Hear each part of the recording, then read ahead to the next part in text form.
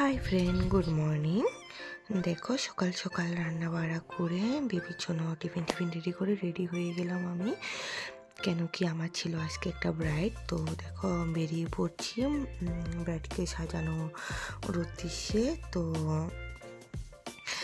ঝটপট করে, এটা আমার ব্রাইড ছিল মরিপুর, তো আমরা ঝটপট করে মরিপুর পৌঁছে আমরা লোকেশানে যাওয়ার আগে একটু ঠাকুর দর্শন করে নিলাম। ওখানে কীর্তন চলছিল, তো নেমে একটু দর্শন করে আমরা ব্রাইডের বাড়িতে পৌঁছে গেলাম। ঝটপট করে ব্রাইডকে রেডি করে দিয়েছি। দেখো ব্রাইডকে কেমন লাগছে। যদি তোমাদের কাছে আমার কাজ ভালো লেগে থাকে তাহলে লাইক, কমেন্ট এবং শেয়ার করে দেবে এবং আমার চ্যানেলটাকে সাবস্ক্রাইব করে দেবে এবং কমেন্টের মাধ্যমে জানাবে আমার কাজগুলো তোমাদের কাছে কেমন লাগে।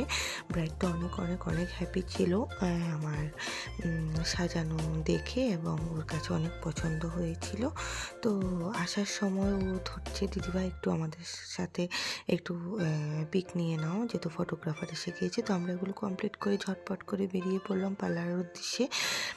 কেন কি পার্লারে ছিল স্ট্রেটনিং এবং সাথে ছিল ফেসিয়াল।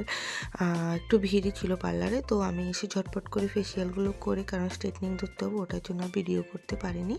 তো স্ট্রেটনিং শেষ করে আমরা বাড়িতে এসে রেডি হয়ে আমরা যাব একটু কৃষ্ণনগর। আমার মেজো নন্নসের বাড়ি হচ্ছে কি কৃষ্ণনগর। দিদিভাই ফোন করছে, ওখানে চলছে কীর্তন। তো ঝটপট করে আমরা বেরিয়ে পড়লাম কৃষ্ণনগর উদ্দেশ্যে।